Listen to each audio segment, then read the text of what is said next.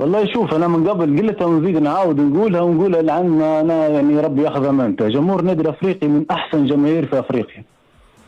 جمهور نادي الافريقي يعني اليوم يمكن لما نشوف الفريق وقت جاته هزه شويه في نص الموسم، يعني هو اللي دز مع الفريق وهو اللي يشجع وهو في كل مباراه تلقاه رقم واحد.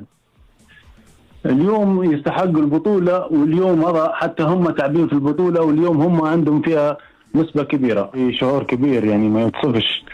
يعني تعب موسم كامل اصحابي اللاعبين وضغط مباريات صعبه، لكن الحمد لله اليوم خذينا البطوله برجوليه واستحقاق. طبعا هدفنا من بدايه الموسم نحكوا فيه ان نحن تتويج بالبطوله، ديما يدور في روسنا تتويج بالبطوله، ومهما صار من ضغوطات ومهما صار من صعوبات في المباريات خسرناها تعادلنا.